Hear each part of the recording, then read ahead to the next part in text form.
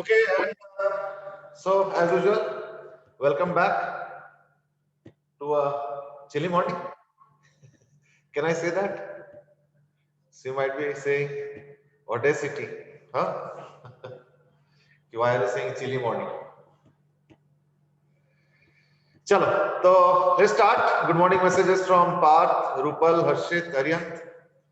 आज तो बड़े धीरे धीरे धीरे धीरे लोग अपने रजाई से निकल के बड़े मुश्किल से बटन प्रेस कर रहे हैं फॉर एंट्री और फॉर लॉगिंग इन अभी, है ना? चलो, तो like we were on the fag end yesterday trying to discuss a question which was left halfway. So it was basically on thermal elasticity. I had Garb as usual. Pranam, Nishtha, good morning. ओम है सेठ की आज तो दिल दहलाने वाली ठंड है. अच्छा. एक्चुअली देखो पता है क्या होता है कि जितना रजाई के अंदर रहोगे और इनएक्टिव रहोगे ना उतना ज्यादा ठंड लगता है. The moment you are out and you are jogging and running तो वो ठंड गायब हो जाता है. This from personal experience. चलो, एनीवे, तो I have just asked a question.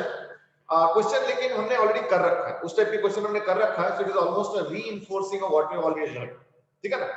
So the question is, suppose I say that there is a cylinder,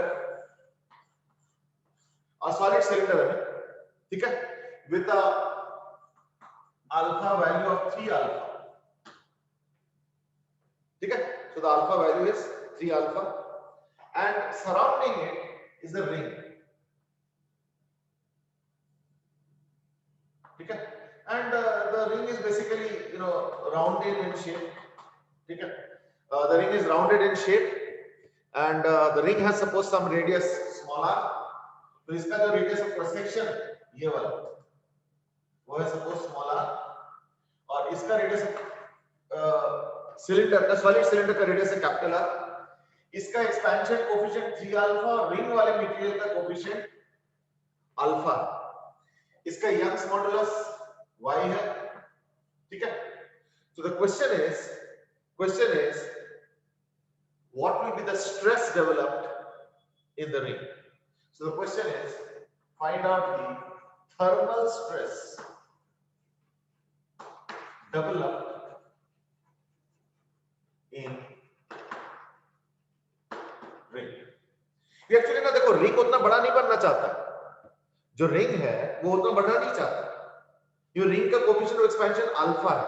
तो अगर मान लो मैं थीटा टेंपरेचर राइज करा देता हूं, तो in that case ring wants to expand but not so much. It will try to expand or it wants to expand according to alpha. लेकिन जो अंदर का सिलेंडर है उसका एक्सपेंशन कोएफिशिएंट 3 अल्फा है, तो जिसकी वजह से वो ज्यादा बढ़ जाता है. तो रिंग को जबरदस्ती बढ़ा देता है डायमीटर, ठीक है ना. And finally you to find out the thermal stress developed in the ring. Go ahead, start. Are you getting the question? चलो, let's start taking some baby steps. The first step is that the circumference of the cylinder will expand by, so delta circumference of the cylinder will expand by 2 pi r into 3 alpha into theta. So this is the 3 pi r into 3 alpha into theta. The expansion of the ring is same value, बस 3 alpha की जगह alpha. Oh sorry, ये 2 pi r, sorry, ये ठीक, वहां पे 3 alpha, ठीक. इसके बाद क्या है ना, रिंग का क्या होगा, रिंग का भी वही है 2 pi r into alpha into theta. यानी रिंग को हमने जबरदस्ती एक्सपैंड करा है कितना, 6 minus 2 यानी delta L of ring due to forces which is trying to pull it away, है ना. वो क्या है ना, वो हो जाएगा equal to 4 pi r alpha theta. 6 cylinder का है, रिंग का तो एनीवे 2 pi r तो होना ही था ये वाला. तो delta L of the ring यार, और L ऑफ द रिंग क्या है 2 pi r. So therefore delta L by L of the ring क्या हो जाएगा ना 4 pi r alpha theta by 2 pi r. So it will become equal to 2 alpha theta. So that is the strain developed in the ring. ठीक है? Strain developed is equal to 2 pi r cancel के 2 alpha theta. So that is the thermal, or rather I should say net strain developed in the ring. ठीक है? अब तो पता ही है ना? In the meanwhile किसने आंसर निकाला? Okay, अभी तक किसी ने आंसर नहीं निकाला. In the meanwhile, it's not necessary that you have to focus on what I'm writing. You can develop your own thoughts also. अच्छा, इसके बाद हम लोग ड्राइंग बनाएंगे वही फाइनाइट एलिमेंट वाला. याद है ना, एलिमेंटल एनालिसिस करके बताया था मैंने. तो क्या होगा, मैं ये जो रिंग है इसको एक्सपैंड कराना है ना, जबरदस्त. तो ऐसे करके ये देखो, ऐसे करके एक फोर्स डेवलप होगा, है ना. और कुछ तो फोर्स इस तरफ होगा, ये देखो.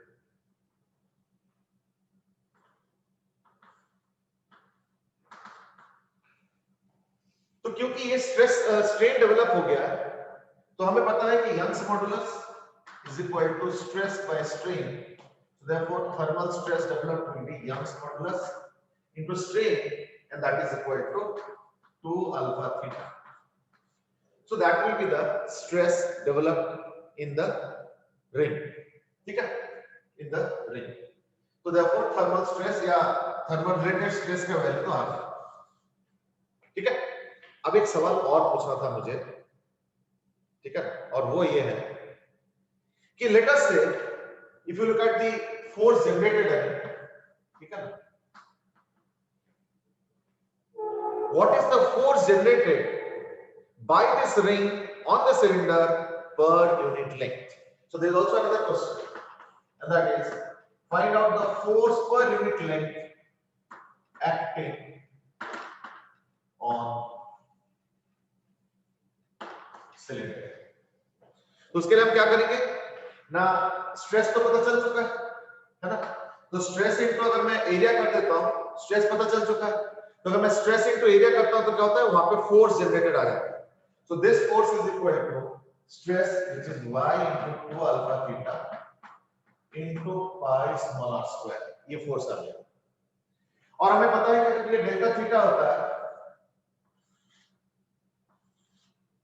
तो अगर ये डेल्टा थीटा हो जाए या डी थीटा हो जाए, तो हमें पता है कि ये हो जाएगा डी थीटा बाय 2, और इसके ऊपर हमने पहले डिस्कस किया, ये भी हो जाएगा डी थीटा बाय 2.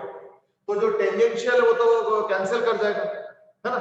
तो जो रेडियल है वो बचेगा. तो ये जो दो फोर्स दिख रहा है मुझे, इसके रेडियल कंपोनेंट्स बच जाएंगे. रेडियल कंपोनेंट बाय द वे क्या होगा ना, ये जो रेडियल कंपोनेंट होंगे वो होंगे, मैं इसको लिख देता हूं एफ.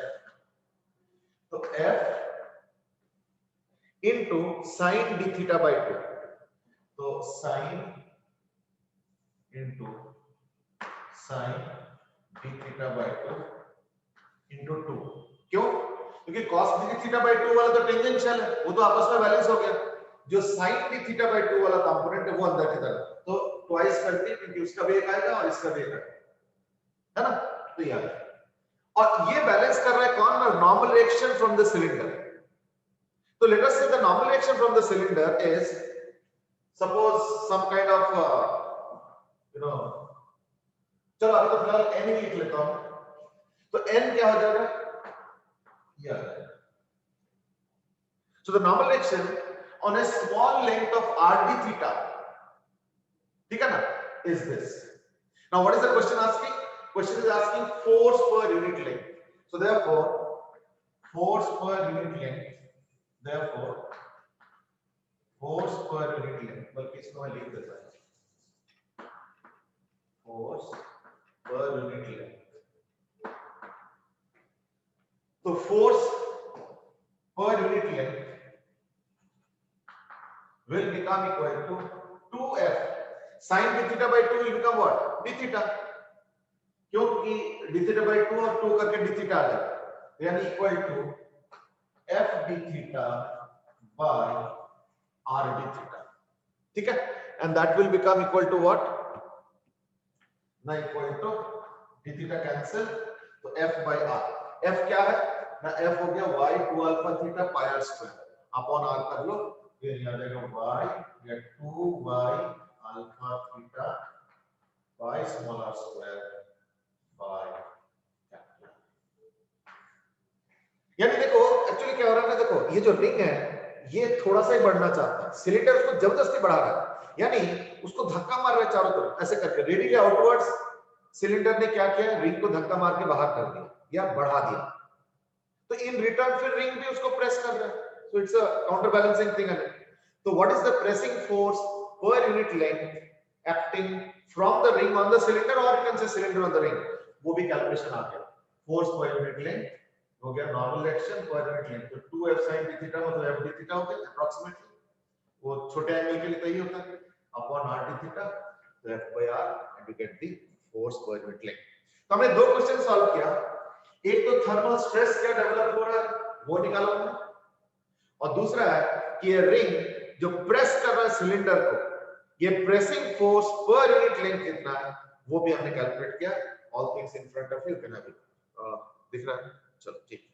अच्छा इसमें कुछ पूछना तो बताओ, अदरवाइज वी गो अहेड। वैसे ये जो मेथोडोलॉजी है इसके ऊपर हमने अभी तक ना भी हो तो कम से कम 2 या 3 बार डिस्कस किया हो अलग अलग कंटेक्स्ट में, आई एम श्योर, है ना, आई होप यू रिमेंबर।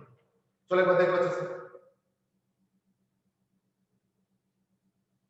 चलो as I don't see any questions, so let me now go ahead, ठीक है, चलो फिर आगे बढ़ते हैं।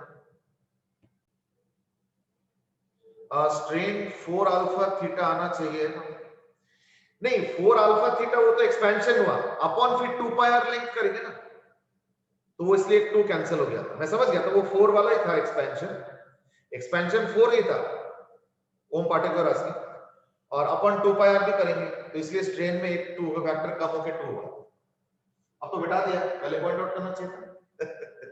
चलो anyway I hope you got the point, अगर उसमें कुछ मिस्टेक था तो मैं बता दो, then I will correct it. चलो next is about interestingly about expansion of liquids. पहली बात तो देखो लिक्विड्स का कोई लेंथ और एरिया तो होता नहीं, लिक्विड्स में क्या होता है सिर्फ volume, so therefore in liquids we will have only gamma L, that is volumetric expansion in liquids। देखो मैंने पहले बोला है कि सारा फिजिक्स एक्सपेरिमेंट से डिसाइड हुआ। Can you tell me some challenge in finding out the gamma of a liquid experimentally? Are you getting my question? My question is, बता सकते हो कि प्रैक्टिकली गामा एल निकालने में दिक्कतें क्या है या दिक्कत क्या होता है? Can you tell me that? Anybody? Any answers?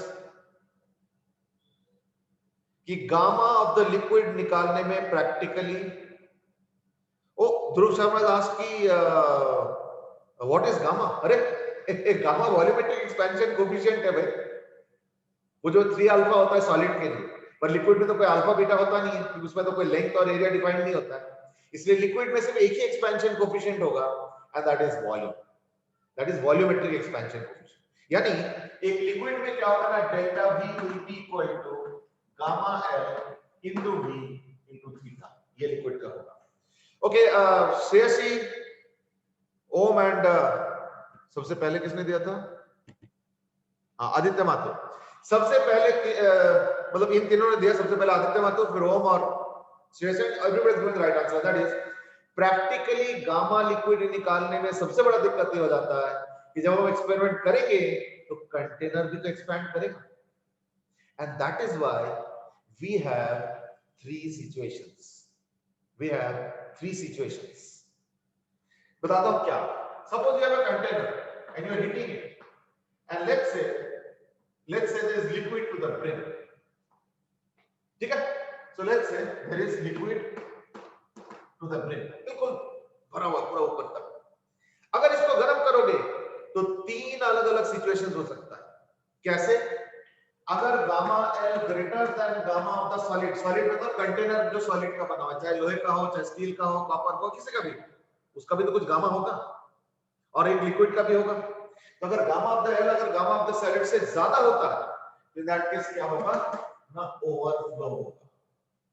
कितना ओवरफ्लो होगा ना, ओवरफ्लो होगा according to the difference of the expansion, क्योंकि जितने दिन में लिक्विड थोड़ा सा एक्सपैंड करता है, सॉलिड भी थोड़ा एक्सपैंड करता है, तो कुछ लिक्विड तो सॉलिड के अंदर ही फिट हो जाता है, तो जो एक्स्ट्रा एक्सपेंशन है वही सिर्फ ओवरफ्लो करता है। तो gamma L is greater than gamma से सॉलिड, तो ओवरफ्लो करेंगे। और अगर gamma L is equal to gamma solid होगा तो liquid okay remains to the brim, बिल्कुल ऊपर लेवल तक मेंटेन रहेगा, ना ऊपर जाएगा, ना ओवरफ्लो करेंगे, ना कुछ होगा। और अगर gamma L less than gamma S होगा तो actually the liquid level will fall, है ना, तो लिक्विड लेवल फॉल्स। देखो लॉजिक बड़ा सिंपल है, लॉजिक ये है कि जरा सिंपल सा चीज सोचो कि अगर मान लो गामा ऑफ द लिक्विड कम होता है ना, सॉलिड से, यानी solid is expanding more, liquid is not expanding that much, तो सॉलिड का जो एक्सपेंशन का एक्स्ट्रा जगह है उसमें लिक्विड फिट हो जाएगा, तो उसका लेवल एक्चुअली क्या होगा, नीचे आ जाएगा। So these are three things that can happen, and that's why we have two gamma in case of liquid. एक होता है गामा रियल यानी यही एक्चुअल वैल्यू, और एक होता है गामा एपरेंट, ठीक है, this is the real expansion, और इसको हम लोग बोलते हैं apparent expansion. I am sure you must have understood by now कि एपरेंट का मतलब क्या हुआ ना, जितना मुझे दिखेगा एक्सपैंड करते हुए, जैसे मैं अगर एक्सपेरिमेंट करूंगा तो लिक्विड लेवल को एक सर्टेन वॉल्यूम पे देखूंगा मैं, फिर मैं गर्म करूंगा तो कंटेनर लिक्विड दोनों गर्म हो रहा है, फिर मैं लिक्विड लेवल को शायद ऊपर जाते हुए देखूंगा, तो वो जो मुझे एक्सपेंशन दिख रहा है मैं उसके बेसिस पे गामा निकालूंगा, और ऑब्वियसली वो गलत होगा, क्यों, क्योंकि सॉलिड भी तो थोड़ा सा एक्सपैंड करके एक्स्ट्रा जगह दिया हुआ है। So therefore I think you will accept this logic, and that is gamma apparent will be gamma liquid minus gamma solid, ये चीज, यानी गामा एपरेंट क्या होगा ना, gamma apparent will be equal to gamma liquid minus gamma solid, क्यों, क्योंकि solid जितना expand हो रहा है लिक्विड के एक्सपेंशन में से उतना माइनस कर लो, क्योंकि वो तो उसमें फिट हो जाएगा, जो एक्स्ट्रा एक्सपेंशन है उसी की वजह से लेवल बढ़ेगा, so that's what we are going to finally see or register, ठीक है ना, that's why I say gamma apparent is equal to gamma liquid, which is the true value, or gamma real, you can see gamma liquid मतलब gamma real, you can also write this as equal to gamma real, एक ही चीज, ठीक है, gamma real minus gamma solid, that is the point। हाँ ठीक है, वही same explanation सही था, even Shreyasi has also given the same answer। चलो, so that was about gamma of a liquid, ठीक है ना, जैसे मैं इस पे भी एक क्वेश्चन दे सकता हूं, very simple question, and that is suppose मेरे पास एक आर रेडियस का कंटेनर है, इसका गामा दिया हुआ है, कंटेनर का गामा दिया हुआ है, और या इसका अल्फा दिया हुआ है, और जो लिक्विड का है वो है सपोज 8 अल्फा, ये दिया हुआ, रेडियस आर है, रेडियस आर है, ठीक है, और पूछा जा रहा है कि अगर लिक्विड का बल्क मॉडुलस बीटा है या बी है, ये लिक्विड का बल्क मॉडुलस, तो question is very simple question, find pressure on the solid sphere. Sir liquid का अल्फा गिवन है, एक्चुअली लिक्विड का अल्फा लिक्विड का अल्फा होता ही नहीं है, लिक्विड का गामा वो जो सॉलिड कंटेनर के अंदर है उसके अल्फा के 8 टाइम्स है, ये चीज। ओके सर, तो मैं लिख देता हूं इसको अच्छे से, gamma of the liquid is equal to 8 alpha. ये तो खैर इसमें तो कुछ नहीं है, तो जस्ट 2 लाइन का क्वेश्चन है, इसमें तो जस्ट फॉर प्रैक्टिस है। देखो इस टाइप के क्वेश्चन अभी तक आया नहीं आज तक, तो like these are all anticipated questions, कभी भी इस तरीके से चीजें आ सकता है।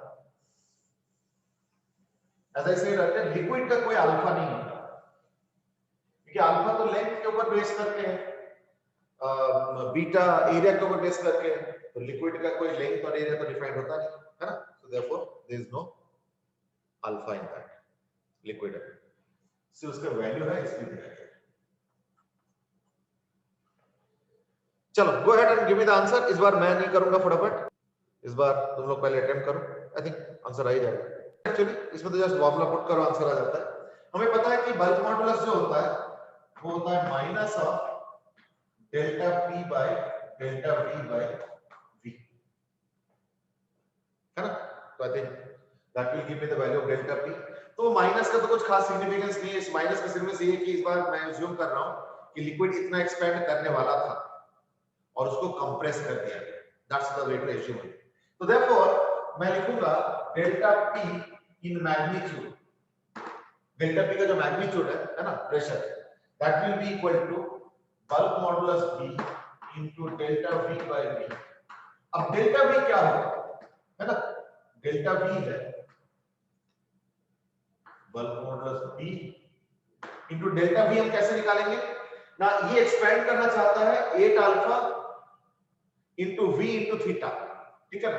लेकिन ये एक्सपेंड करेगा सिर्फ 3 alpha into V into theta, and we are assuming that the solid is very strong. कहीं ऐसा ना हो कि पता चला सॉलिड को भी एक्सपेंड करा दिया, वो भी पॉसिबिलिटी है, but we are assuming that the solid is very strong.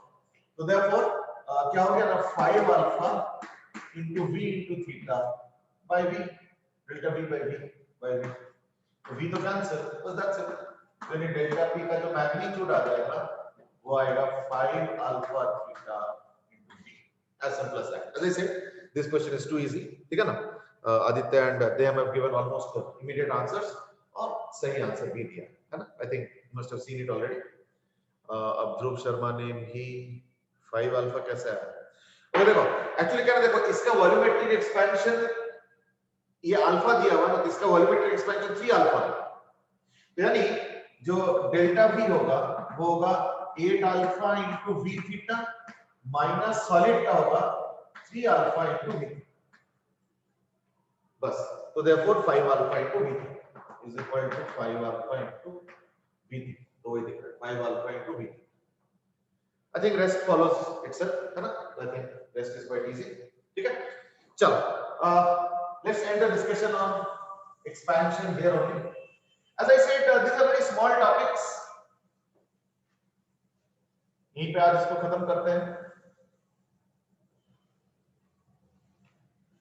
वैसे एक क्वेश्चन और मैं देना चाहूंगा, and that's where we will end the discussion, ठीक है ना?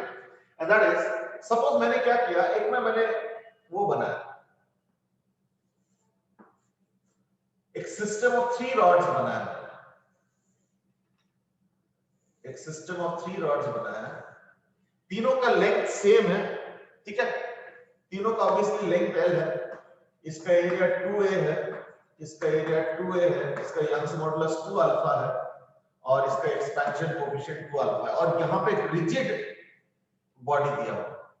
These are rigid things given, ठीक है? ये दोनों रिजिड प्लेट्स हैं, ठीक है? दीज आर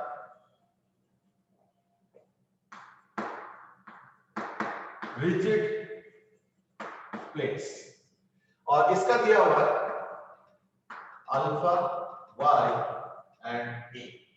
तो 2 alpha 2y 2a are the dimensions for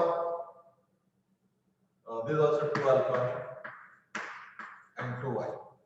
length तीनों का l है और इसका है 2 अल्फा 2y 2a, इसका भी 2 अल्फा 2y 2a, और बीच वाले का अल्फा y और a है, ठीक है? ये डिफरेंस है, और दोनों एंड पे रिजिड प्लेट्स है। और मैंने क्या किया, थीटा इंक्रीमेंट, थीटा टेम्परेचर बढ़ा दिया, ठीक है? थीटा टेम्परेचर बढ़ा दिया। Question now is find delta L of the system, ठीक है? अच्छा, ये उतना डायरेक्ट क्वेश्चन नहीं है, ऑब्वियसली इसमें थोड़ा सा सोचना पड़ेगा, तो go ahead and find out the answer to this particular question, ठीक है? देखो ये दोनों रॉड सेम सेम है, आइडेंटिकल है, लेकिन ये रॉड थोड़ा सा अलग, अल्फा वाई ए, और दो रिजिड प्लेट के बीच में इन दोनों को रखा गया, ठीक है? गो अहेड, चलो अब शुरू करो।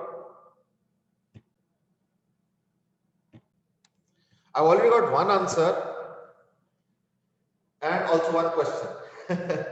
ठीक है, Deham has given an answer. I mean, maybe others can also try, but Deham, according to your answer, sir वो एल मिस हो गया। अच्छा चलो ठीक है, वही वही मैं कह रहा था। चलो ठीक, alpha L theta is the same. चलो ठीक, देख ले। अच्छा, Arihant last question in that is, अगर प्लेट्स रिजिड है, in that case expansion होगा ही क्यों? Now that's an interesting thing. Actually, you know what happens? अगर मान लो प्लेट लगाते ही नहीं, जैसे मान लो सपोज मैंने प्लेट ही नहीं लगाई, सपोज मैंने प्लेट नहीं लगाया, ठीक है ना, तो इन दैट केस क्या होगा ना, ये ज्यादा बढ़ जाएगा और ये कम बढ़ेगा और वो वाला भी उतना ही बढ़ेगा।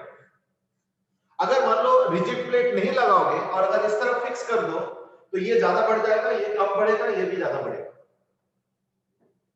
लेकिन चक्कर क्या है ना कि रिजिड प्लेट, ऐसे में तो फिर प्लेट बेंड हो जाएगा, फिर तो ऐसा तो फिर प्लेट बेंड हो गया, तो प्लेट बेंड नहीं करने देगा। यानी क्या हो रहा है, ये प्लेट पता क्या इंश्योर करेगा कि जो आउटर रॉड्स है वो उतना नहीं बढ़ पाएगा जितना कि उनके एक्सपेंशन के हिसाब से होना चाहिए, और जो इनर रॉड है वो अपने नेचुरल एक्सपेंशन से ज्यादा बढ़ेगा, in order to maintain this plates what not straight. That is why there will be somewhere some kind of an accommodation. That's the point. ठीक है, चलो anyway, तो देखो अभी पता क्या होगा कि ये ज्यादा बढ़ना चाहता है, इसको थोड़ा रोकेगा, यानी इस पे कंप्रेसिव फोर्स है सपोज है। सिमेट्री के कारण मैं बता सकता हूं कि इस पे भी F लगेगा और इस पे क्या होगा, है ना, इस पे क्या होगा, तो ये 2F का क्या बोलते हैं टेंसाइल फोर्स जनरेट हो जाएगा, ठीक है ना, rigidly attached to each of them, that is what the condition is. ठीक है, इन दैट केस क्या होगा, ये 2F का जो है क्या बोलते हैं फोर्स इस पे लगेगा, क्यों, क्योंकि प्लेट भी तो रेस्ट पे होना चाहिए। तो अगर मान लो इस पे कंप्रेसिव फोर्स F जनरेट होता है, उस पे भी कंप्रेसिव फोर्स F जनरेट होता है, तो इस पे टेंसाइल फोर्स 2F जनरेट।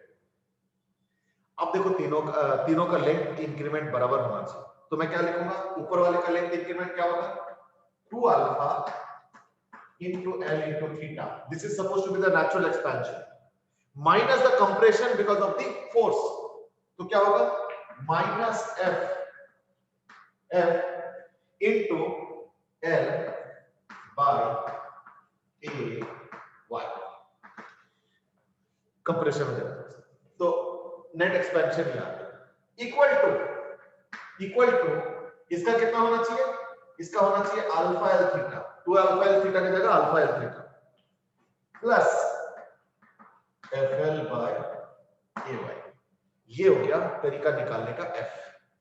तो मैं अल्फा एल थीटा को इधर लेके आता और इसको इधर ले जाऊंगा, तो ये हो जाएगा 5/4 F L by A Y, है ना, 1/4 और 1 करके 5 बोले, इधर is alpha L theta, alpha L theta, इससे क्या होगा ना, एफ कितना आएगा ना, एल एल कैंसिल कर लो, तो आ जाएगा 4/5 ए वाई अल्फा थीटा, तो एफ आ गया equal to 4/5 A Y alpha theta. एक बार देख लो अच्छे से, ठीक है, जस्ट अ सेकंड। नेक्स्ट वाला मतलब ये तो मूव कर रही है ना रिजिड प्लेट, अगर ये मूव नहीं कर पाती, नहीं, अगर देखो वॉल हो गया तब तो खैर अलग कहानी हो गई ना, तब तो कोई भी रॉड एक्सपेंड नहीं कर पाएगा, तो इसमें इंडिपेंडेंट ऑफ ईच अदर, अगर मान लो वॉल रखते इन that case independent of each other तीनों में फोर्स जनरेट होगा, बाय चांस इन दोनों में फोर्स कुछ एफ जनरेट होगा, तो इसमें एफ डैश जनरेट होगा, और ये इंडिपेंडेंट ऑफ ईच अदर, क्योंकि हर कोई वॉल को रिजिड करके, मतलब समझ रहे हो कि अगर तुमको अकेले ये रॉड दिया जाए, अकेले ये रॉड दिया जाए और अकेले ये रॉड दिया जाए, तो जो आंसर होगा तीनों रॉड के मौजूदगी के बाद भी वही आंसर होगा, अगर मान लो रिजिड वॉल्स हुआ होगा। इसमें क्या है ना, प्लेट लगा के छोड़ दिया, अब प्लेट रिजिड है, वो नहीं बढ़ने देगा इस तरीके से, तो यानी वो बेंड नहीं करने देगा अपने आप को, तो देयरफॉर जो रॉड थोड़ा कम एक्सपैंड कर रहा है उसको खींच देगा, और जो रॉड थोड़ा ज्यादा एक्सपैंड करना चाहता है उसको थोड़ा दबा देगा, इन ए वे सो दैट अल्टीमेटली खुद स्ट्रेट रहे। That is what the point of focus is, ठीक है ना, तो इसलिए मैं कर रहा हूं, तो इससे क्या होना, एफ आ गया। अब देखो क्या पूछा मैंने, delta L of the system, तो डेल्टा एल कैसे निकलेगा, तो ये भी डेल्टा एल है और ये भी डेल्टा एल है, किसी में भी पुट कर लो, तो देयरफॉर फाइनली फाइनली डेल्टा इधर से भी पुट करके निकाल सकते हो, उससे भी निकाल सकते हो, जैसे मर्जी, कोई फर्क नहीं पड़ता। Alpha L theta plus F L by Y, F तो 4/5 ए वाई अल्फा थीटा, यानी 4/5 ए वाई अल्फा थीटा, ठीक है। 4/5 ए वाई अल्फा थीटा क्या था, एफ एल, हाँ F L by A Y, ठीक है। तो A Y Y cancel, alpha L theta तो यानी आ गया 9/5, एक बार कैलकुलेशन चेक कर लेना, 9/5 alpha L theta, that will be the final net expansion of the system. और अगर तुम इससे करोगे तो f के जगह 4/5 लिखोगे तो 4 कैंसिल होकर 1/5 है ना, तो 2 अल्फा थीटा माइनस 1/5, इससे भी 9/5 होगा। राइट हैंड साइड में 2fl by ay नहीं होना चाहिए, 2fl by, हाँ बिल्कुल ये तो 2f है ना, हाँ ये 2f है, वहां पे गलती हुआ इसका, फिर गलत हो कैलकुलेशन मिस्टेक हमेशा होता है, तो यानी 2f होगा, बिल्कुल सही बात है, क्योंकि इसका तो 2f है ना फोर्स, ठीक है। तो इसको ठीक कर लो फिर, 2 + 1/4 यानी 9/4 आएगा, ये थोड़ा अलग हो जाएगा है ना, 9/4 आ गया, यानी ये 4/5 ना होके 4/9 हो जाएगा, ठीक है ना, 4/9 हो गया, और इसको 9 पुट करोगे है ना, तो अल्फा एल थीटा प्लस 2 × 4/9, तो 8/9, एक बार जरा कैलकुलेशन चेक कर लेना फिर से, तो 4 अल्फा एल थीटा ये आ गया और 4/9 आ गया, तो 4/9 तो अल्फा एल थीटा प्लस 2 ×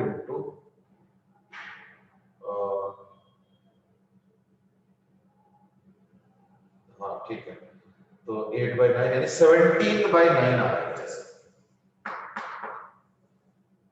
ठीक है ना, बिल्कुल सही पॉइंट आउट किया कि ये तो 2f होगा, बिल्कुल सही, ठीक है, यानी फाइनली 17/9 आ रहा है। There is one more question and that is, हाँ ठीक है, Aditya was also point out the same thing, Aryan has also asked is that explain the reason for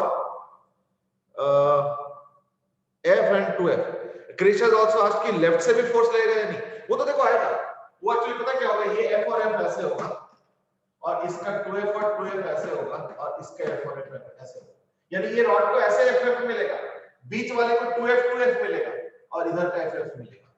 now Aryan has asked कि वो f और 2f वाला कैसे बताया, तो देखो एक्चुअली पता है कायदे से क्या होना चाहिए, कायदे से होना चाहिए f1 f2 f3, कायदे से यही होना चाहिए, कायदे से यही होना चाहिए, लेकिन मैंने ऐसे नहीं लिया, क्यों, क्योंकि ये दोनों सिमेट्रिकल है, तो सिमेट्रिकल है और ज्यादा एक्सपैंड करना चाहता है तो प्लेट उसको दबा के रखे, तो देखो थोड़ा सा कम एक्सपैंड करेगा compare to its natural expansion, यानी कुछ कंप्रेसिव फोर्स जनरेट होगा, क्योंकि ये सिमेट्रिकल है तो मैंने कंप्रेसिव फोर्स F और F ले लिया, आई थिंक दैट्स डन, और उस चक्कर में बीच में क्या होगा ना 2F आ गया, जो कि मैंने गलती किया था, यहाँ पे मैंने गलती से F लिखा था, वो 2F, ठीक है ना, तो वो 2F आ गया, क्यों, अल्टीमेटली प्लेट भी तो इक्विलिब्रियम पे होगा, भाई प्लेट अगर दो जगह FF दे रहा है, दो जगह FF दे रहा है तो तीसरी जगह 2F देगा, so simple, and that is what is happening in this case, so that the plate is in equilibrium।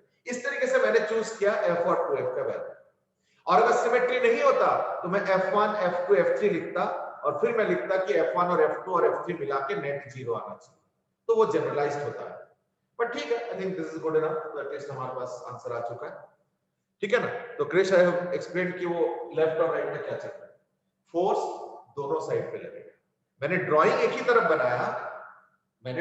तरफ बनाया, वो अलग बात है, that's for explanation, but force natural तरीके से दोनों तरफ से लगेगा, ठीक है, चलो आई थिंक दैट्स, तो वो उतना एक्सपेंड करेगी जितना उसको करना चाहिए या फिर कुछ कम ज्यादा करेगी, देखो एक तरफ से अगर फिक्स्ड भी करोगे तो भी उधर से फोर्स जनरेट वही होगा जो मैं अभी ये लिख के दिखा, जैसे मान इसको रिजेक्ट करो और मतलब ये वॉल लगा दो और यहाँ पे रिजेक्ट कर तो भी वही होगा, इसको एक्सपेंड तो नहीं करने लगे ना, किसी भी तरीके से वो दोनों के तीनों के फाइनल लेंथ को बराबर करेंगे। The issue is that the final length of all the three has to be the same, That's not the rod and the plate, sorry, the wall and the plate or double plate या जो भी conduction. दो wall और दो plate में फर्क क्या होगा? दो वॉल में तो एक्सपैंड करने ही नहीं चाहिए। देखिए वो मैं समझ गया, मैं ऐसे बोल रहा हूँ कि एक एंड पे कुछ लग रहा है फिक्स्ड और दूसरा एंड पूरा ही फ्री है, तो वो तो फिर नॉर्मल एक्सपेंशन ही करेगा ना। नहीं हो पाएगा ना। अगर मान लो देखो, अगर मान लो एक तो जॉइंट रखोगे, अगर जॉइंट रखोगे तो क्या होगा ना, वो फाइनल लेंथ को बराबर नहीं करेगा, ठीक है, फाइनल लेंथ।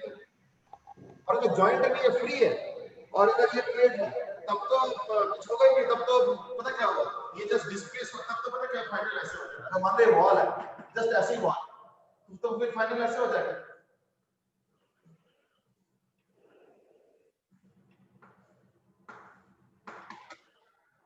तो फिर नेचुरल एक्सपेंशन के बराबर हो जाएगा। अगर एक तरफ वॉल में जॉइंट नहीं है, फ्री है, मान जस्ट सपोर्ट दे दिया, मतलब छू के, मतलब टच करा के रख दिया सपोज, और इधर प्लेट है, तब तो जब गर्म करो तो प्लेट शिफ्ट हो जाएगा। फिर तो क्वेश्चन ही अलग होगा, फिर तो कुछ है ही नहीं बचा क्वेश्चन में। फिर तो एक का 2 अल्फा थीटा, एक का 2 अल्फा एल थीटा, एक का अल्फा एल थीटा, और इसका भी 2 अल्फा एल थीटा, फिर तो कुछ क्वेश्चन में रहेगी। क्वेश्चन में क्या इशू हो रहा है? क्वेश्चन में इशू ये हो रहा है कि क्योंकि दोनों तरफ से एक्सपैंड नेट नहीं करने दिया जा रहा है। नेट इन द सेंस की समझ, आपस में नेट, कि कोई ज्यादा कर रहा है कोई कम कर रहा है, वो नहीं करने दे रहा। That is what the challenge is. और अगर दोनों तरफ से कर दो, तब तो फिर ऑलरेडी हम लोग क्वेश्चन कर ही चुके हैं, तब तो इसको तीन अलग अलग क्वेश्चन मान लो। अगर दोनों तरफ रिजिड बना दो, तब तो ये तीन अलग अलग क्वेश्चन मान लो, तब तो कुछ आपस में कंपैरिजन ही नहीं। The plate is ensuring that the final length will be the same, but that will not be equal to their initial lengths. ठीक है ना? अच्छा, नेचुरली क्या होता है, तीनों का लेंथ अलग अलग होना चाहता है, मतलब ये दोनों का सेम और बीच का अलग होना चाहता है नेचुरली। प्लेट क्या कर रहा है, उस नेचुरल इवेंट को नहीं होने दे रहा है। फाइनली प्लेट जबरदस्ती करके क्या कर रहा है, तीनों का एक्सपेंशन बराबर अमाउंट पे कर रहा है। जिसका ज्यादा एक्सपेंशन का टेंडेंसी है, उसको दबा के कम एक्सपेंड करा रहा है, और जिसका कम एक्सपेंशन का टेंडेंसी है, उसको खींच के ज्यादा एक्सपेंड करा रहा है, in a manner that final lengths are the same. That is what the plate is overall doing, the plates are overall doing. ठीक है, सो मैं सास के एलएचएस वाला बता दो। एलएचएस वाले में तो यही है बेटे, एफ वाला फोर्स, तो इसका expansion natural, left hand side में नेचुरल एक्सपेंशन ऑफ ई वाला रॉड, और राइट हैंड साइड में नेचुरल एक्सपेंशन ऑफ ई वाला रॉड। तो लेफ्ट हैंड साइड में कंप्रेसिव फोर्स है, इसलिए 2 अल्फा एल थीटा माइनस इसका तो एफ लिया ना मैंने, तो एफ एल बाय 2a2y, ये 2a2y। तो मटेरियल का जो वैल्यू है एल बाय तो कंप्रेशन ड्यू टू फोर्स, और बाकी तो देख लियो, है ना? I think now it's okay, can we go ahead then? Now we will start the discussion on a new topic, and that topic is heat transfer, heat flow या heat transfer. ठीक है, so the overall topic is heat transfer. We know that when heat flows from one point to another, there are three mechanisms by which heat can flow, and because you are already aware of them, so I'm not going into their nitty-gritties. I will just have a quick overall view. Number one is conduction. Conduction के लिए क्या होता है, medium चाहिए, so medium is required. So first of all medium is required, but medium can be anything. Conduction solid में भी होता है, कंडक्शन लिक्विड में भी होता है, और कंडक्शन गैसेस में भी होता है। So therefore लिक्विड में भी, सॉलिड में भी, और गैसेस में, तीनों में conduction. Now you might protest, you might say नहीं गैसेस में तो कन्वेक्शन होता है, गैसेस में कन्वेक्शन ही मेनली होता है, बट कंडक्शन भी हो सकता है, मैं एक्सप्लेन करूंगा बाद में, ठीक है? चलो, so second, it's a very slow process. In fact, वो जो तीन तुम लोग मेथड जानते हो ना, तीन, कंडक्शन, कन्वेक्शन, रेडिएशन, उसमें देखना सबसे ज्यादा स्लो तो यही है। The slowest out of them is conduction. ठीक है? Now Som has asked a question which is the previous one, and that is वो दो rods जो compress हो रहे थे तो उसमें multiply क्यों नहीं किया? नहीं, मैंने ultimately क्या किया, अगर तीन अलग अलग होता ना अल्फा 1, अल्फा 2, अल्फा 3 है ना, A1, A2, A3, Y1, Y2, Y3, तो मैं क्या करता, इसका एक्सपेंशन माइनस कंप्रेशन, दूसरे का एक्सपेंशन प्लस या माइनस कंप्रेशन या इलॉन्गेशन, जो भी देखा होगा बिकॉज ऑफ फोर्स अभी, और तीसरे का भी ऐसे, ये तीनों बराबर करता। तो बाई चांस पहला और तीसरा तो सेम है, तो फिर क्या लिखना है दोबारा, वही एक्सप्रेशन दोबारा लिखना है। इसलिए मैंने सिर्फ बीच वाले का और ऊपर वाले का कह लो या नीचे वाले का कह लो, बात एक ही है, उन दोनों को इक्वेट किया। कायदे से तीनों को इक्वेट करना चाहिए, पर जरूरत नहीं पड़ा बिकॉज ऑफ सिमेट्री, इसमें सिमेट्री था। अदरवाइज अगर एक का एरिया 3a और वो सब कर देते ना, तो मुझे तीन एक्सप्रेशन लिखना पड़ता, एक का expansion minus compression is equal to दूसरे का एक्सपेंशन माइनस कंप्रेशन, और तीसरे का हो सकता है कि एक्सपेंशन प्लस इलॉन्गेशन या जो भी होगा because of force and all, देखना पड़ेगा। तो तीनों को इक्वेट करना चाहिए, but as I said symmetry की वजह से दो ही निकला। चलो, तो conduction is what, medium is at rest, so the medium does not move. ठीक है, तो medium is at rest. And what is the basic mechanism of conduction? Well, that's very simple. Basic mechanism of conduction is vibrations. Let us say if there is a rod and I'm at one end of the rod and I'm a molecule, and let's say I'm being heated from this side by some flame or whatever heat source है, in that case क्या होगा, मैं normally ऐसे ऐसे vibrate कर रहा हूँ, जैसे heat energy provide किया जाएगा, I will start vibrating more and more, and thereby I will be pushing my neighboring molecule more and more. So therefore the neighboring molecule was also initially vibrating like this, but now it will vibrate even more, and then it will propagate from one molecule to the other, and then to the next, to the next, to the next, and that's how the heat energy propagates. And that's why it's a very slow process, because the vibrations take some time to reach the next molecule, then the subsequent next molecule, and so on. So that's the story. Second is convection. Now, convection means what? Here, of course, medium is required, but the medium is in motion. So therefore, medium is definitely required. But because there has to be motion, so therefore, this is possible only in case of liquids and gases. It's a slow process, but faster than conduction. Faster than conduction. Okay? And no need to say medium this time moves.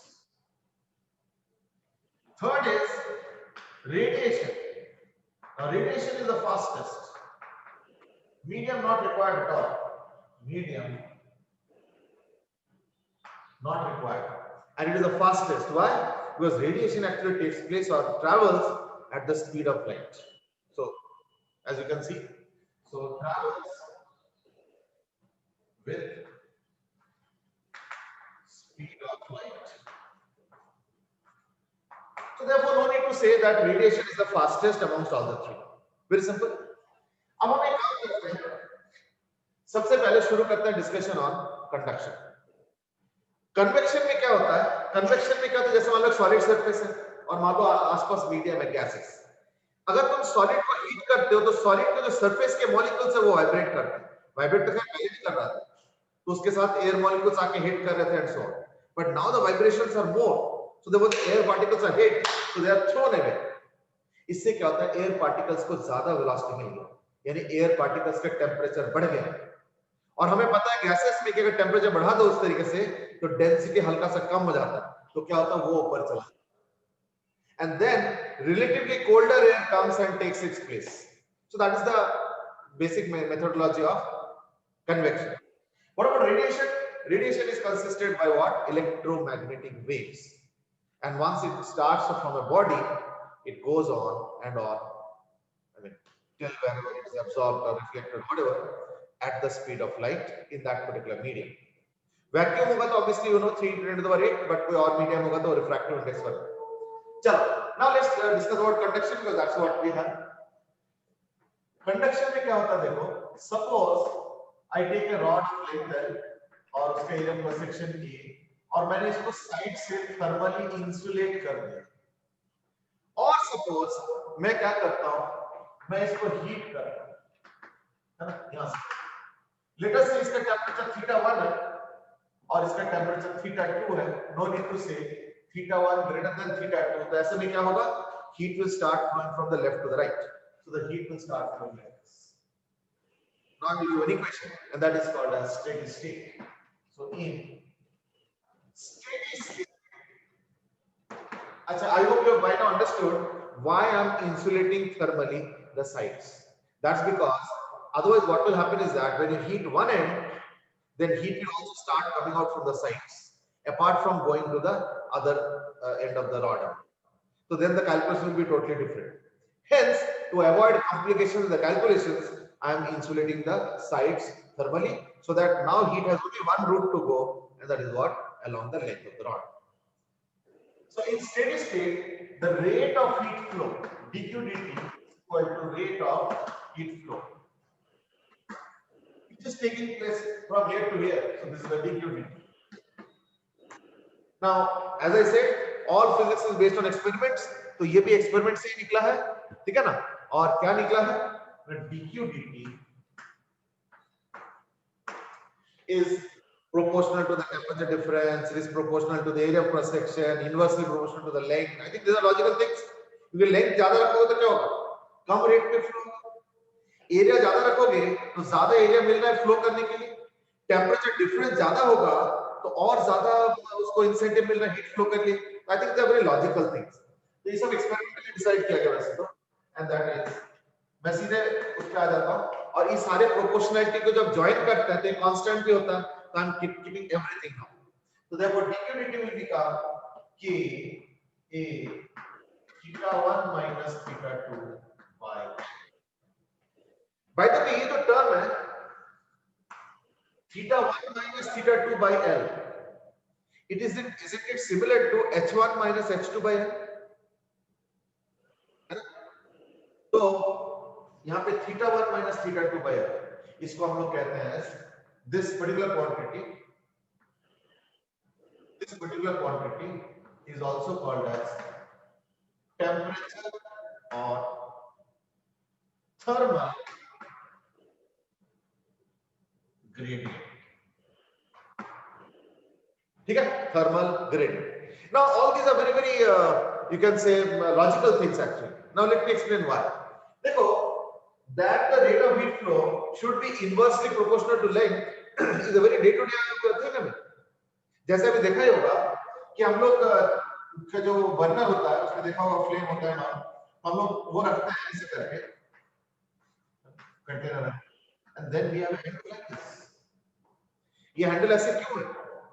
क्योंकि handle का अगर length ज्यादा होगा तो भले ही यहाँ पे flame के ऊपर है, काफी गर्म होगा, लेकिन इस एंड को जब पकड़ोगे देखना rate of heat flow very less होगा, यानी बहुत कम होगा, हाथ जलेगा. अगर ये हैंडल नहीं होगा, ये हैंडल अगर नहीं होगा, इन दैट केस इसको पकड़ के उठाना बहुत इम्पॉसिबल है, when it is very hot. लेकिन देखा होगा पूरा चाय उबल रहा है, दूध उबल रहा है, चाय वो हो रहा है, पूरा फ्रॉथ बन रहा है, और उसमें हम लोग आराम से इसको पकड़ते हैं ऐसे करके, है ना? Why? That's because of L. Longer is the length, less will be the heat flow, and therefore you will feel it less hot and easily bearable. और अगर इसको बहुत छोटा कर दोगे, in that case वो गर्म रहेगा तो शायद पकड़ना मुश्किल होगा. So they are very practical things, है ना? लेकिन एक चीज बताओ, why not extend the logic then? Logic को एक्सटेंड कर दिया जाए, मतलब सपोज मैं कहता हूं फिर ऐसे क्यों नहीं, बड़ा सा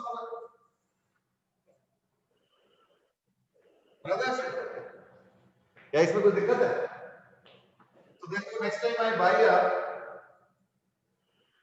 इसको हम लोग सॉसपैन जनरली कहते हैं, जनरली इसमें चाय वाय बनाते हैं, कभी कभी छोटा मोटा गरम कर देते हैं. तो इसमें क्या दिक्कत है? Florian Zen has mentioned कि इसमें तो कुछ ज्यादा ही टॉर्क हो जाएगा. Garv has mentioned a practical problem and that is storage कैसे करेंगे? क्यों स्टोरेज ऐसे लटकाओगे ऊपर? भाई इसमें एक वो भी तो होगा, होल, और कोई की होगा उसमें लटका दो. चल ऑब्वियसली देखो, दिस आर प्रैक्टिकल थिंग्स, ये तो मैंने ऐसे ही मजाक में पूछ लिया. ठीक है, ये मैं एग्री कर रहा हूं. थर्मली अगर देखोगे, thermally this is very good, this is very good because I will hold from here and I will not even feel the heat. Moreover, you are away from the flame. It's actually safe also. लेकिन problem क्या है कि पूरे time जब तक चाय गर्म नहीं होता, जब तक दूध गर्म नहीं होता, या जो भी चीज बना रहे हो वो गर्म नहीं होता, मैगी हो चाहे कुछ भी, तुमको ऐसे प्रोवाइड करना पड़ता है, which is not a very convenient thing. हम लोग क्या करते हैं, मल्टीटास्किंग, उधर थोड़ा सा मैगी को तोड़ के डाल दिया, फिर हम कुछ सब्जी भी काट रहे हैं, उधर कोई वो भी चल रहा है, कहीं तेल गर्म हो रहा है तो उसमें कुछ डाल भी रहे हैं, है ना, एक जगह पे अपना प्रेशर कुकर है, कुछ डाला हुआ है, तो बहुत सारी चीज हम लोग इकट्ठे करते हैं। इसमें नहीं कर पाओगे, इसमें दूर से पकड़ के ऐसे रहो जब तक वो पूरा गर्म नहीं हो जाता, ऑब्वियसली नॉट कन्वीनियंट है। हाँ, एक कन्वीनियंस है कि तुम यहीं से दे दोगे, लो भाई बेडरूम वालों को चाय, और ये हो गया ड्राइंग रूम वालों को चाय, और ये हो गया है ना स्टडी रूम वालों को चाय, ये कह सकते हो, but I don't think that will be the point which will be in favour, ठीक है। चलो, so what I'm trying to say is that of course it is safe thermally, लेकिन प्रैक्टिकली पॉसिबल नहीं है क्योंकि ये पलट जाएंगे, इसको पकड़ना पड़ेगा कंटिन्यूअसली। चलो, I'm just giving a practical example of how actually this formula came from. So I think that's it. अब देखो एक इंपॉर्टेंट चीज है, हम लोग ये जो हीट फ्लो है ना, इसको करंट फ्लो के साथ कंपेयर करेंगे। करंट, ठीक है, कैसे? ना देखो, ये जो dq dt है, isn't it rate of heat flow? ऐसे ही तो इसमें भी होता था ना, I is what? dq dt is equal to rate of charge flow. ये तो हमने क्लास में किया 10th में। और अगर मान लो यहाँ का पोटेंशियल डिफरेंस मान लो V1 है, और अगर यहाँ पे V2 है, तो अगर इधर करंट है तो ऑब्वियसली पोटेंशियल इसका ज्यादा है उसका कम है। तो हमने ओम्स लॉ पढ़ा था दैट I यानी dq dt, चलो लिख देता हूं, dq dt यानी I is equal to V by R। V मतलब potential difference, and that is V1 minus V2 by R। ठीक है, so dq dt is equal to I is equal to V1 minus V2 by R। So just compare this, why not write this as theta 1 minus theta 2 by L by A। compare करो them, are they the same? And that is why interestingly इस term को अब हम लोग क्या नाम देंगे मालूम है? इसको हम लोग नाम देंगे एज थर्मल करंट। वहां पे था चार्ज के वजह से electric current, so this is called as electric current. तो अब ये हो गया थर्मल करंट यानी analogous. so I'm discussing an analogous thing। ये जो थीटा 1 थीटा 2 है ना, और जो थीटा 1 माइनस थीटा 2 है, इसको हम लोग पता है क्या नाम देते हैं? New terminology, that is thermal potential difference. यहां पे क्या है? इलेक्ट्रोस्टैटिक पोटेंशियल डिफरेंस या electric potential difference. This is electric potential difference. और डिनोमिनेटर में क्या है? Electric resistance. So this is called as electric resistance. ये बोलते थे ना लोग, इसको पास्ट टेंस में करके आए हो। यहां पे इस पूरे टर्म को, इस पूरे को हम लोग बोलेंगे as equivalent thermal resistance. Interestingly पता क्या है कि ये जो मैंने लिख रहा हूं ना, ये एक्चुअली ओम्स लॉ की तरह ही काम करता है। And not only that, Ohm's law के जितने भी वो सीरीज, पैरेलल और डिवीजन ऑफ करंट है ना, और सेम वोल्टेज या सेम करंट, वो सारा चीजें इसके लिए भी वैलिड है। Therefore, the benefit is that now I've drawn an analogy such that all the electric series resistance, parallel resistance concepts can be now used here also. Just that we will now talk about thermal resistance in series, thermal resistance in parallel, and so on. Okay? Chalo, let's see. So, like I'm asking a quick question now. बहुत simple question, and that is,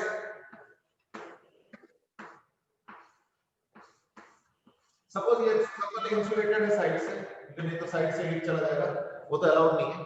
और late us से यहाँ का temperature 10 theta है और यहाँ का temperature theta है, कुछ भी ले सकते हैं। या एक काम करो, इसको 13 थीटा कर, 13 थीटा और यहाँ पे थीटा, इसका है के ए एल, इसका है 3a और 3l। Question is find junction temperature. यानी इसको 13 थीटा पे मेंटेन किया गया, इसका थीटा पे मेंटेन किया गया, तो ऑब्वियसली हीट फ्लो यहां से यहां हो जाएगा। इस रॉड का स्पेसिफिकेशन दे रखा है KAL और इसका 3K, 3A and 3L, and you to find out the junction temperature. It is almost similar to asking a question कि जैसे सपोज दो रेजिस्टर्स है और इनके पोटेंशियल्स दिया हुआ है, दो रेजिस्टेंस दिया हुआ है और तुमसे पूछा जा रहा है पोटेंशियल ऑफ जंक्शन बताओ, तो हम लोग क्या करते थे, Ohm's law. Exactly Ohm's law का ही कार्बन कॉपी कह लो या काउंटर पार्ट कह लो, वो हम इसको यूज करेंगे इस, ठीक है। चलो जल्दी करो, गो ahead and find out the answer. एक आंसर आ चुका है, अरिहंत ने दिया, and that is 4 theta, ठीक है। some more answers are there। 4 theta कयो ने दिया है, अरिहंत has given, ऋषभ, देहम 4 theta दिया, कृष्ण ने दिया 10 theta, ओके, ओम पाठक 3.5 थीटा, सानिया 4 थीटा, सोम 4 थीटा, तो 4 थीटा ही डोमिनेंट है। चलो कोई नहीं, देखते हैं। देखो सबसे पहले तो रेजिस्टेंस इसका है L/KA, तो L/KA और इसका हो गया 3L/3K into 3A। यानी अगर इसका रेजिस्टेंस R है तो इसका रेजिस्टेंस क्या हो गया 3R। देखो ये तो L/3K हो गया, ये L/K है, इसका R मान लो, इसका 3R। यानी याद रखना सीरीज में क्या होता है, करंट सेम रहता है, यानी थर्मल करंट सेम रहेगा। तो अगर करंट सेम होता है तो पोटेंशियल डिफरेंस क्या होता है, I into R, और R क्या है 3:1 रेशियो में, यानी पोटेंशियल डिफरेंस भी 3:1 रेशियो में होगा।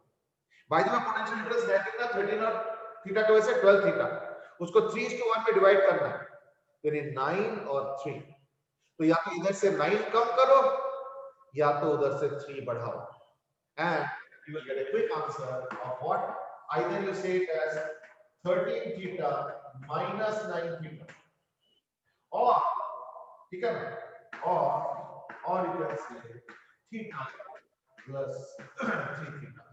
So either way the answer is what, na 4 theta। बहुत जल्दी हो जाता है, as you must have seen already, ठीक है ना।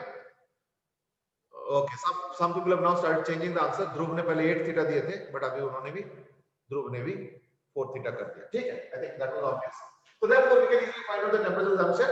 यानी हम लोग क्लियर कट क्या यूज कर रहे हैं, क्लियर कट हम लोग यूज कर रहे हैं सीरीज पाल का concept. Not only that, you will be stunned to know कि हम लोगों ने क्लास 12 में एक्स्ट्रा क्लास में चीज सीखा होगा, ये चीज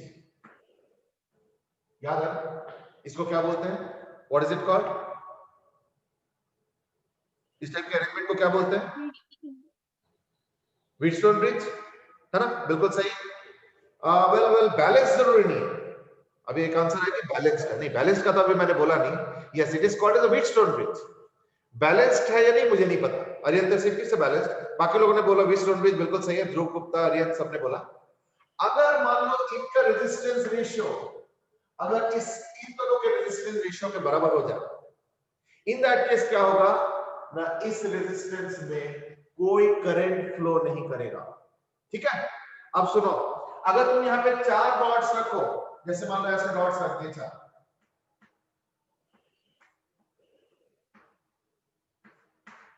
ठीक है, इसका भी कुछ होगा LKA, इसका भी कुछ होगा LKA, LKA, LK, अलग अलग वैल्यूज, L2K, 3A, whatever।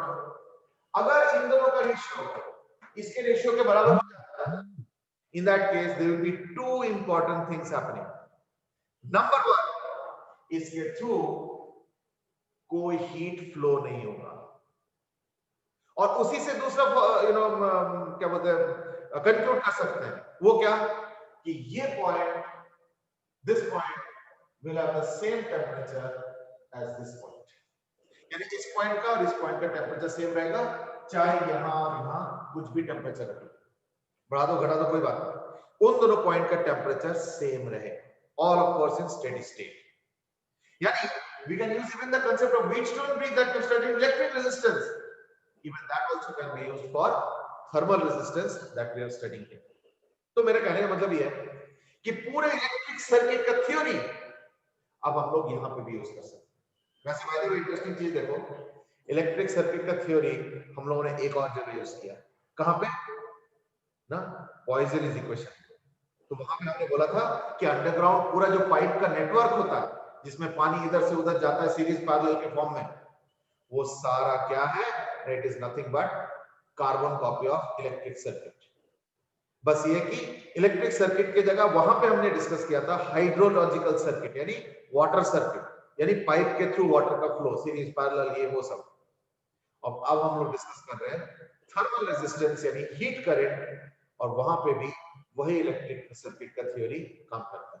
और इसलिए देखा होगा ये क्वेश्चन हमने पॉइजनस इक्वेशन को भी सॉल्व किया। So that's how it is common across topics. ठीक है, चलो कोई नहीं, तो आज हम लोग इतना ही करेंगे। अगले क्लास में यानी कल इसको फर्दर करेंगे। Thermal heat transfer is an important topic. Generally अगर तुम एडवांस में देखोगे ना, देखना एक क्वेश्चन हीट ट्रांसफर से आता है और एक क्वेश्चन उससे आता है थर्मोडायनेमिक्स वाला पार्ट से, और कभी-कभी दो भी आ जाता है थर्मोडायनेमिक्स से, ठीक है ना, और एक क्वेश्चन हीट ट्रांसफर से आता है। जनरली ये रहता है, अराउंड 3 क्वेश्चंस है। अच्छा ये बता, तूने नाश्ता क्या करना? हाँ, यही क्लास हैं? क्लास नाश्ता नाश्ता म्यूट करना। चलो anyway, तो हाँ, तो जो मैं करता इज दैट जनरली हीट के अराउंड 3 क्वेश्चंस आते हैं पेपर में, 2 थर्मोडायनेमिक्स और 1 heat transfer. But of course this was a very simple question है। तो कल हम इसको आगे बढ़ाएंगे। सी यू टुमारो देन, है ना। Have a great day.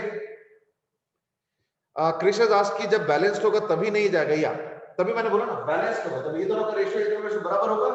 In that case यहाँ पे हीट फ्लो नहीं होगा और इन दोनों पॉइंट का टेम्परेचर सेम हो जाएगा। इनफैक्ट टेम्परेचर सेम है तभी तो हीट फ्लो नहीं हो रहा है ना। So we can conclude from each other also. ठीक है, चलो आज के लिए इतना ही, कल मिलते हैं फिर। Okay, we will continue tomorrow. Have a good day. Thank you sir. Thank you sir. Thank you and have a good day. एक क्वेश्चन लास्ट में ये भी बता देता हूं, अरियंत दास इज दैट वो व्हीटस्टोन ब्रिज वाला, वो फ्लूइड वाला में भी वैलिड है क्या? बिल्कुल। और शायद मैंने बताया भी होगा कि पॉइजनस इक्वेशन में जो हमने करा था ना, फ्लूइड रेजिस्टेंस या पाइप रेजिस्टेंस, उसमें भी अगर 4 पाइप्स ऐसे जोड़ दो, ऐसे 4 पाइप जोड़ दो, और अगर इसका pipe resistance, pipe resistance, pipe resistance, pipe resistance, अगर दोनों का रेशियो सेम हो जाए, तो इन दैट केस इस पाइप में पानी भरा होगा लेकिन पानी फ्लो नहीं करेगा, पानी रुका रहेगा। नंबर 1। नंबर 2 इज दैट देखना इस पॉइंट का प्रेशर और इस पॉइंट का प्रेशर भी same. So those are things that we can conclude. चलो anyway, so what I am trying to say is that उसके लिए भी व्हीटस्टोन ब्रिज का कांसेप्ट वैलिड है वाटर के लिए। ठीक है, चलो अब इतना ही काफी।